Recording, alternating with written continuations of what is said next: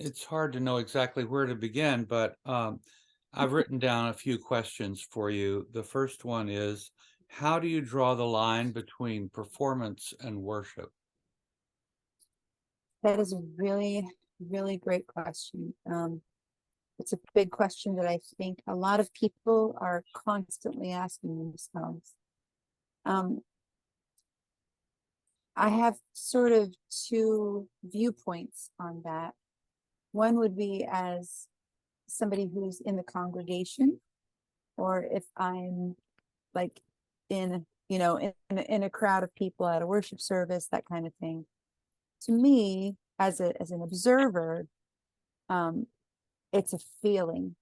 It's sort of a feeling of, I know when somebody's performing at me versus I know that somebody is inviting me. Does that make sense? And I think standing from that congregational point of view, it all boils down to invitation. Do I feel invited to sing? Do I feel welcome into this ministry that's happening before me? Or do I feel like I'm just supposed to sit here and watch how great everybody is at playing this song? So that's from the point of view of the congregant. From the point of view of the person playing the music, which is usually the position that I'm in, I think it's much more nuanced. I think it's a matter of paying attention. We as Catholics, of course, our primary choir is congregation. We know that. So if we are, in fact, more concerned with performance than inviting, more concerned with, and I'm talking right now just in the liturgy, basically, or in the worship service, if we're more concerned with how we are performing and how great our music sounds, if we're more concerned with that than extending invitation to the congregation to sing and worship with us, then I think we've missed the mark, if that makes sense. Now, in a concert setting, of course, I wouldn't say that because people are often there just to hear your songs, but in worship, it's a different thing. And we worship musicians have to constantly be paying attention to, are we just in it so that we sound good, or are we actually inviting people in, even if we don't sound great? Are Hmm, we extending the invitation to the primary choir? thank you.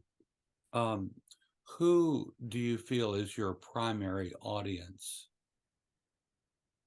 I have no idea. I am here to tell you that I have the craziest audience in the world. I have literally every age, every walk of life, every nationality, every orientation, everybody. I mean, I hope in my life to be kind of like Dolly Parton, where I've just got fans across the board. Like, people always joke about Dolly Parton. If you're ever at a Dolly Parton concert, you'll have like the most right-wing extremists standing next to the most left-wing activists, and they'll be holding hands and hugging by the end of the concert. So I think that's what music is supposed to do at the end of the day. And so my aim is always just everybody. Music is really for everyone. So I don't know that I want to paint myself into a corner with who is it for. Does that make sense? Sure. I Uh, hope it's for everyone. you kind of anticipated my next question, which is what Yeah. singers inspire you? Well, definitely Dolly Parton. But for me, also it's more songwriters that inspire me, not so much Uh, singers. I mean, singers are great, and I think that certain singers, like honestly, like Michael Bublé and Ella Fitzgerald, are great at interpreting the songwriter's intent. But as a songwriter, I more of my heroes are probably songwriters, if that makes sense. mhm. And the next question is what poets inspire you? Oh, all of them. I have my favorites. I'm a huge fan of a woman named Wisława Szymborska, and I'm a huge fan of Lisa Mueller, who lived here in the States but came from abroad. I'm actually I love everybody. I love Edna St. Vincent Millay. I love Christina Rossetti, the poor girl. I love her so much. I mean, about that list could just go on and on and on. I'm just a big fan of all kinds of poetry, anything I can get my hands on. Well, it's interesting you should mention Christina Rossetti, excuse me, because I'm an Episcopalian, and in our Oh, lovely. hymnal, which is the hymnal 1982, Yes. Christina Rossetti has two hymn texts in there. Yep. Yep. And when you look at her complete opus, it's this big. In Oh, yeah. Oh, she the wrote book, prolifically. she was very prolific, Yes. and it makes you wonder, well, why only two texts are in the hymnal? But that's Mhm. not a question for you to answer. It's just an observation. Well, yeah, I know. And it's interesting because I think some of her writing was writing of the time, so it doesn't quite fit hymnody. But I also think that she wrote a lot of just from a very world perspective. She was very religious, but she wrote worldly poems, if that makes sense, Sure. as a lot of songwriters do. So Yeah. maybe not everything she does fits, but it's interesting. Maybe I'll kind of look for one that I can set to music. That would be Great cool. idea. Well, since Mhm. you mentioned worldly uh, poems, um, I listened yesterday to your album Road to Ohio. Oh yeah. They happen to have it in the library. You can check it out online and actually play it Wow. on your Really? computer. The lending system is high tech, I guess. And Incredible. one of my handicaps is that it's really hard for me to understand the words when I'm hearing Mhm. people sing.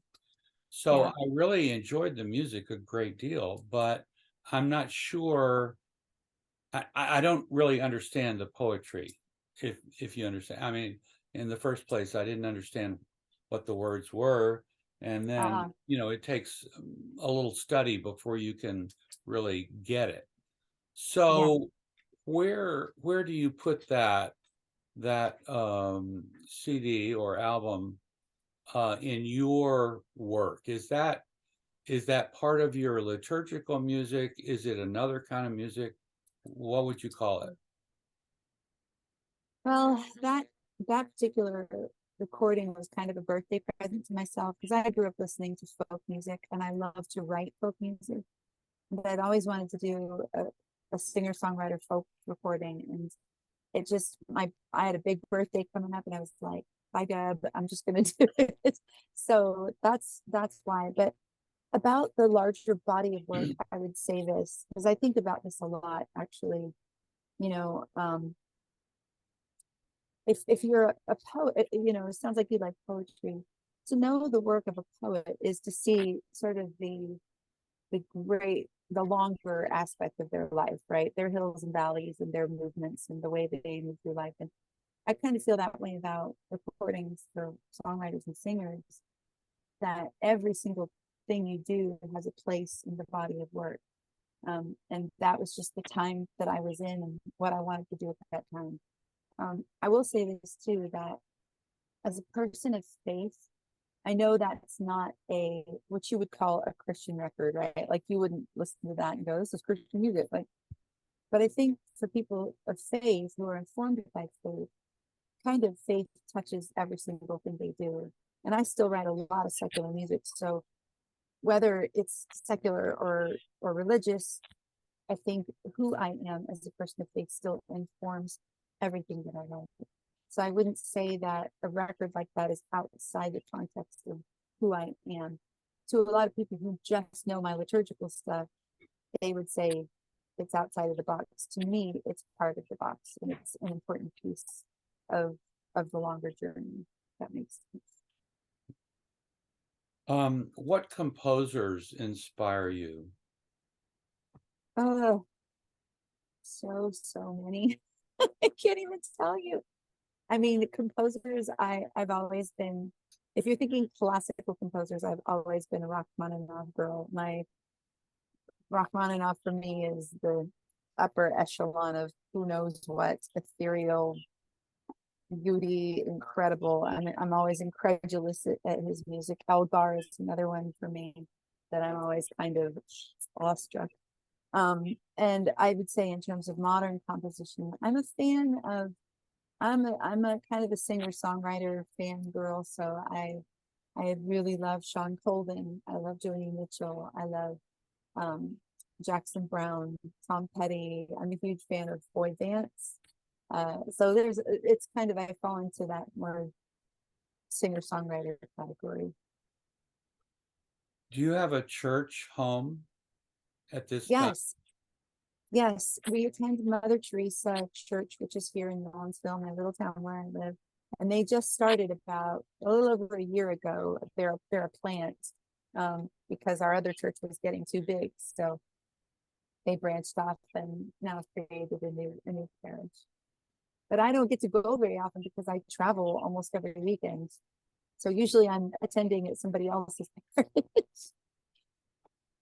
Have you been Roman Catholic your whole life?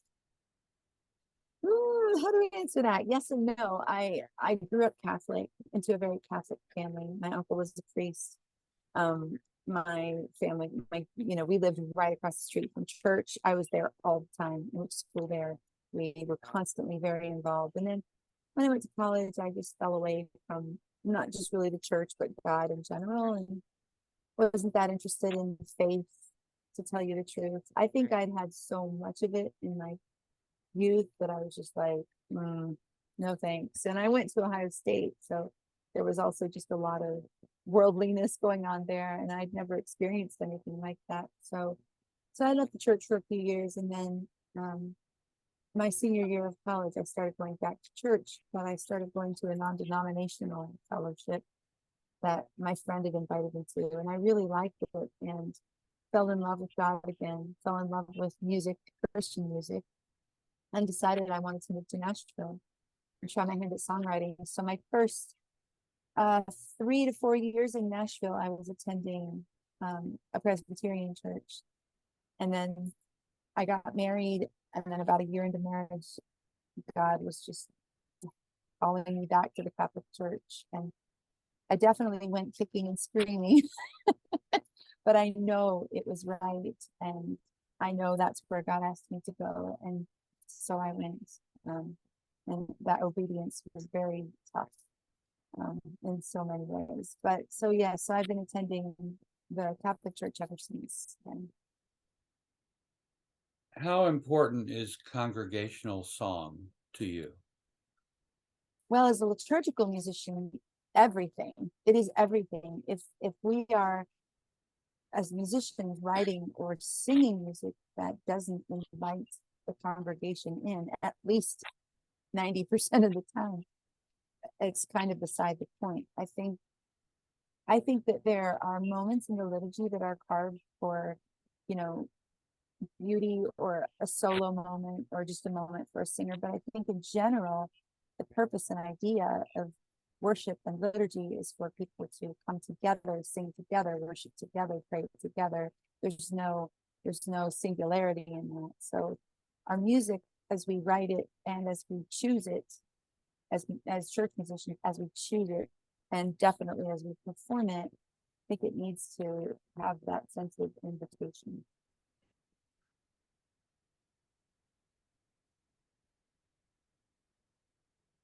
Do you pray when you're singing? All the time. Oh my goodness, yes. And I mean, I pray all the time anyway, but definitely when I'm singing.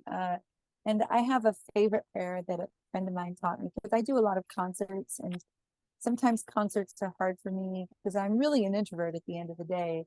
And also just there's that aspect of like performing at people, even though that's what a concert's for, but I still like to invite people in even when I do concerts. But my friend taught me this prayer, and it's Lord, move me out of the way. That's it. That's the whole prayer. Lord, move me out of the way. So pretty much before any time I'm in front of people, whether it be mass or a worship service or a concert or a retreat, whatever it is, that's always my prayer. Lord, move me out of the way. And it's been a very effective prayer for me. I think musicians, we just have a lot of ego, and we get our egos hurt very easily. So if we set ourselves up at the beginning to ask God to just help remove ourselves from the equation, then that's very helpful. It's been very helpful to me. My wife Janet just came into the room and she's nodding her head as you're talking. That's good. Hi, Wow. Wow. Wow. Janet. Where do you live, Sarah? I'm in Nashville. Oh, okay. Wow. Yeah, so I need a lottery, well, not need. I organize a lot of retreats, so look out.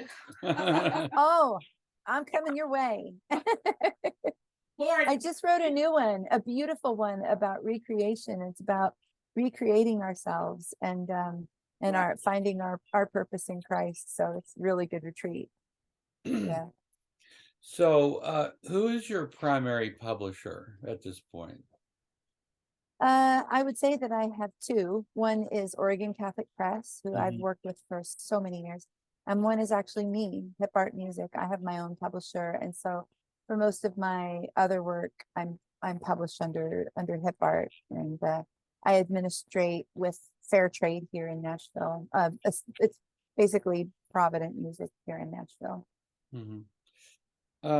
I noticed when I was kind of researching your work, that you've co-written a lot of songs with other people, Yeah, a variety yeah, of other people. yeah. And I wanted to ask you, what determines when you write both words and music, and when you collaborate with other people, other writers or composers? Do you mean like as to like who decides who writes what kind of it? Or Well, I guess I'm trying to get at the question. There are a few songs of yours that I found that were attributed to you only. One of them was Drawn to You, which yeah, our choir director sang yeah. Oh, and lovely.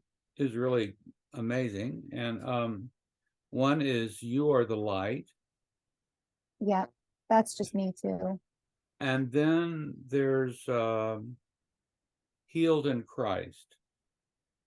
Mhm. And in all of these songs, you address God with the you pronoun, Yeah, which to me is a very special kind of hymn or prayer.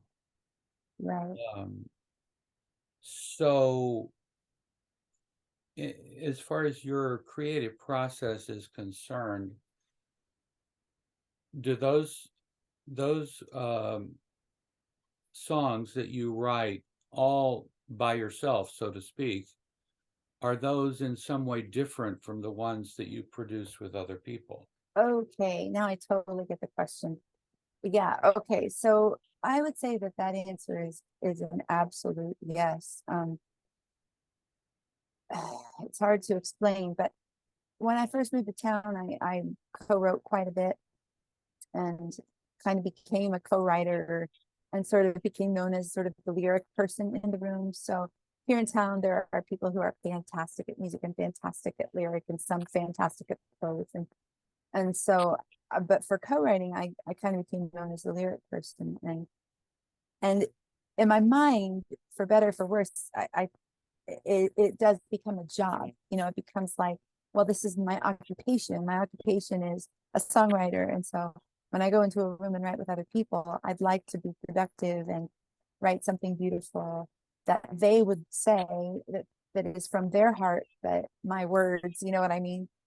I think when I'm writing for somebody else or with somebody else, I'm generally thinking about them, and I'm thinking about them singing it, what their heart is, what their ministry is, what they would like to say. When I'm writing for myself or by myself, it's usually that's an interesting observation that you said. That I use you a lot because for me, those songs are usually more personal, more prayer, more I'm just sitting in my room here by myself, writing something beautiful for God, whatever's on my heart that day. And in some ways, that's a little easier and maybe even a little more honest because it's an honest portrayal for me of what I am in a given moment as a writer. I don't know if that helps. Yeah. I could talk about co-writing all day long. It's a really fascinating subject. Um, are you familiar with Kate Campbell at all? Yeah, you're Uh, talking about, okay, she wait. wrote she wrote a song called "The Way Home." Uh, Yeah, Jesus yeah. is the way home. Yeah. Okay, yes. Well, Yes. I heard her sing a couple of times. One was at the um, consecration of the Bishop of Ohio, Uh-huh. and she really made a tremendous impression. I later heard her sing Lovely. at the Hymn Society, and Mm-hmm. I'm talking about the Hymn Society because I've been a member of that for some years, and they had Yeah. workshops typically at their Mm-hmm. conferences for either text writers or tune writers. And Yes. they Isn't don't that have interesting? a workshop for people who write both text and tune. And I've And they always probably should. thought, why is that? Why is that? And That's interesting. I mean, it's just, it's not even a question. It's just, um, No, it's a really good observation. I don't know the answer to that because I think there's a danger in compartmentalizing people as yeah, being able to do one or the other. There's most of my friends here in Nashville do both and do yeah, both really well. So yes, yes, of yeah, I've course, never understood that. Yeah. of course. So Joni Mitchell, Bob Dylan, Yeah. et cetera, et cetera, et cetera. And Yep. but if you look at the Episcopal hymnal, which is where I start, Hmm. there's somebody who wrote the tune and somebody who wrote the text. And Yeah. usually the text comes first and then the composer Yeah. sets the music. But that's I just think, do you think it comes from honestly, like, in Victorian times and in the 17 and 1800s, people were writing poetry and publishing them in newspapers. And mhm, the poems they would write would be often religious in nature and often just like three or four choruses, I'm sorry, hang on one second. But like, so then a composer would get a hold of it and set it to music, and then it would become a thing in the church. Like a lot of our early hymnody, that's what it was people's published works from the newspaper that somebody got a hold of and said, I'm going to write music to that. So mhm. I wonder if it just still stems from that, but it's kind of a new day because now most people would say, well, I write my music, I write my lyrics and I sing my own songs. So that's the era we live in now. Hmm. When I heard your recording yesterday, it reminded me of when I heard Alison Krauss sing Pittsburgh. I lived in Pittsburgh at the time, Yeah. and wondered if she had been any kind of influence on you. Oh my gosh, I love Alison Krauss. She's amazing. I actually had an opportunity to meet her, which was so cool. And she is amazing. I think the world of her. And I think my favorite Alison Krauss song is a song that she did not write, but her rendition of the Beatles' I Will Yes, yes, kills me every time. It yes, slays me. It yes, just is amazing. yeah. Yeah. So she is definitely, That whole album is one that I used to play over and over again. it's a great record. But I think, honestly, I'm not as informed by Allison as I just am informed by where I grew up and who I grew up around and the kind of singing that was around me all the time. My mother was a folk singer and is a folk singer, and all the people around us, she was at folk events all the time, dragging me along. And so most of my inspiration vocally is from just the place I grew up. And where did you grow up? I grew up in southeastern Ohio, in Lancaster, near the Hocking Hills, and a lot of music and a lot of guitars and mandolins and violins and people singing folk songs. That's what I grew up on. Yeah. How did you feel about Bob Dylan winning the Nobel Prize? I think it was 10,000% the right call. I mean, because it's not just about his lyrics. I mean, he was a movement, Mhm. and his words at the time they came out, they they almost created a movement. At least they propelled a movement, so his words, especially those early songs, are tied to a very raw and important political time in our history, and they forced us to look at ourselves and to look at change and what was necessary. And so in that aspect, 100%, I think he should have been I think he should have gotten it, absolutely, without a doubt. Like, because it wasn't just songs, you know what I mean? He's an accidental musician himself. He's like, I was just writing like political prose. Like, I'm not really trying to be a songwriter. It just happened, and then it exploded. So he deserved it. Well, it seemed to me that that was an affirmation of all the singer-songwriters, not only of his Yeah, generation, but of the next generation who were absolutely. inspired by all those people. And Yeah, and every generation has its people who are, speaking into the times and doing exactly what Dylan did, and it's important to recognize that. are you familiar with musician John Francis by any chance? I'm not familiar with John Francis. Well, I just asked, I'll but look him up. he recently came to here. He actually is a singer-songwriter, originally from Philadelphia. Uh-huh. He wrote a song called Johnny Cash on the Radio, which Uh-huh. kind of got me hooked. But he went to seminary and became an Episcopal priest. Oh, wow. And then he ended up in Madison, Wisconsin, which is just an hour north of here. So I Wow. met him a couple of times, but he had some very interesting music. Love it. Lot of social critique, I guess you would say. Mm-hmm. I'm just Mm-hmm. going to ask you one last question. And Yes. that is, what guidance would you give to someone who aspires to write both words and music? Well, there's a little bit of guidance I would give. And this is nothing holy, this is just practical. If you want to be a great writer, be a great reader.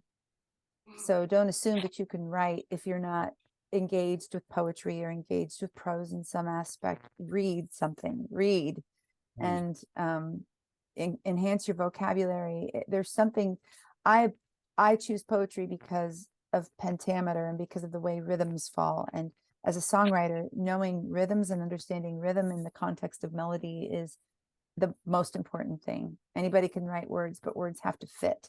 So that's why poetry is so great for that. So I would say be a great reader. And then as a musician, this is really funny to say,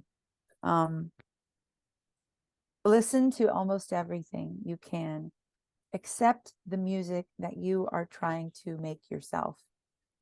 That's a weird thing to say, but if you're a folk musician, try to listen to as little folk music as you possibly can, because all you end up doing is picking up pieces and melodies and ideas from other people. And I don't know that's always healthy, because you want to be your own person, your own writer, your own artist. So maybe listen to everything else. I don't listen to Christian music at all. I never listen to it. I very rarely listen to liturgical music. A lot of that is just because I write it too, and my fear is that I'm going to accidentally pick up somebody else's melody or lyric ideas, so I just don't listen. But also because when I approach it, I want it to be me and what God's given me and my fresh melodies and my ideas, not somebody else's. So I guess those would be my practical points. Well, thank you so much. I really appreciate your time and your honesty and Yeah. your music and your poetry. So Thank you, Peter. It's been so much fun. I'd love to come see you sometime. Maybe I'll come and play at your church sometime. well, they would really love that, and so would I I. would love it. And Janet That'd would be great. Oh, too. yeah. Yeah. I would love it. Janet,